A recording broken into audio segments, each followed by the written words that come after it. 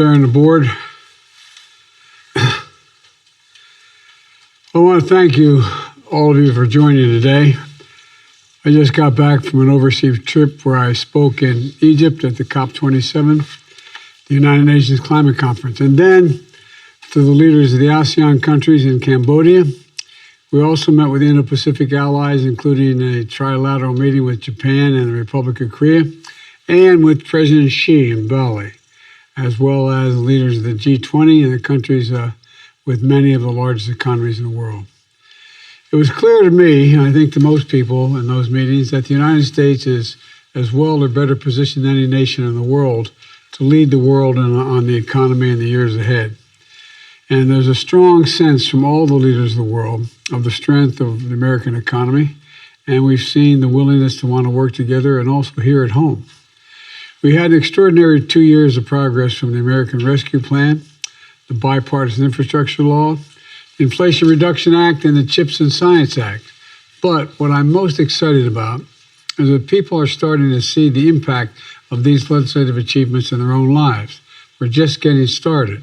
We passed them this year, but now they're really going to kick into effect. It's going to accelerate in the months ahead. And the implementation of these legislative achievements is going to be one of the key parts of the success, I believe, for the economy. And that's one of the reasons why I wanted to bring us together today. You know, I've called together a group of labor leaders and business leaders to discuss progress in building the economy from the bottom up and the middle out. And they've been partners in creating the jobs of the future and in building a world-class workplace ready to compete to fill those jobs. And our approach, I believe, is working. The economy grew at 2.6% last quarter, while inflation started to slow and unemployment stayed low. But what do these economic statistics really mean to people? Well, here's what they mean, in my view. We've added jobs every single month of my presidency, more than 10 million jobs total. 700,000 of them were manufacturing jobs. Inflation at the grocery store is coming down slightly. Prices for things like clothes and television and appliances are going down as well as we head into the holidays. This week we saw the growth in prices in business pay for goods and services to come down as well. Gas prices are down, but it's going to take time to get inflation back to normal levels as we keep our job market strong so we could see setbacks along the way. I don't doubt that, but thus far we're in good shape. But we're laser focused on that. And in 6 short weeks, Americans are going to start to feel the effects of the Inflation Reduction Act. Come January 1st, seniors with diabetes on Medicare are going to pay no more than $35 a month for a prescription of insulin. Some pay as much as $400 a month now. And this matters to folks like Bob, who lives in Long Island, who has had diabetes for nearly 50 years. And he's had a leg amputated and has issues with eyesight because of the complications of his diabetes. Bob came to the White House a few months ago and talked about how he has to pay $300 out of pocket every 90 days for his insulin. Now, he won't have to choose that beginning January 1st, paying for a trip choosing between a trip to see his grandkids or to pay for his insulin in order to survive. This matters. There are millions of folks like Bob across the country. People are going to get a little more breathing room come January 1st.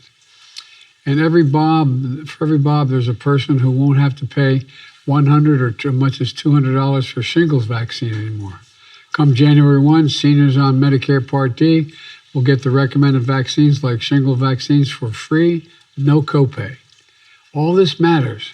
Right now, 4 out of 5 folks who sign up for health insurance through the Affordable Care Act can get health care coverage for $10 a month or less.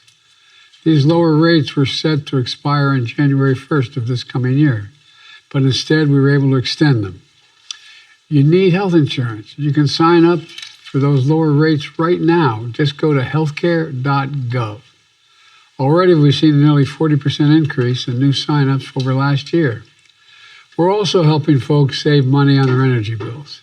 Starting January 1, you can get up to $3,200 tax credit to make your home more energy efficient. You can get up to $600 tax credit for new windows, $500 for new doors, $2,000 to install a heat pump, $600 to replace electric panels. Here's what this means. If you're living in a home with a drafty windows and doors starting January 1, you'll be able to save up to $1,100 in the cost of replacing them. And that's just on the upgrade. You're also going to save a lot of money going forward because your utility bills will be lower. And that's good for your wallet, but it's also good for the environment because you're using less energy. And that's not all. If you want to install solar panels on the roof, you can get a tax credit for 30% of the cost. It'll bring down the cost of installation by about $7,500. And when you get to keep savings money on your electric bills for the remainder of the year, it's about $300 a year on average. Look, if you switch to electric pump to heat your home, you can get a tax credit covering up to $2,000 of the cost. But that heat pump's going to save you hundreds of dollars a year on your energy bills, depending on where you live and what kind of heating system you rely on today. Look, we're talking about real money here to save people, and it's just going to start kicking in now. By taking action, we're making real progress in strengthening and stabilizing our economy, giving Americans across the country some breathing room. To build on this progress is not just acting, but it's listening.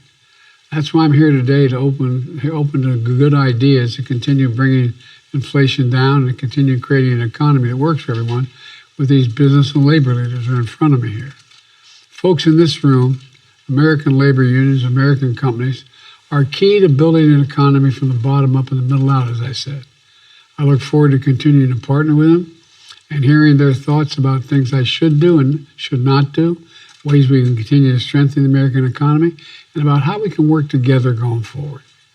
And now I'm going to turn it over to Brian Deese, Director of National Economic Council, and he's going to continue this meeting, and I'll intervene along the way. But again, thank you all for being here. I really appreciate your help and advice. Brian, it's all yours. Thank you, Mr. President. I think we're going to just pause a moment while we have the press depart and we turn to the rest of the meeting here. But as they do, I'll just add my thanks to all of you for convening here together, particularly as the President and Secretary Ellen are just back from a long overseas trip here. So looking forward to the conversation.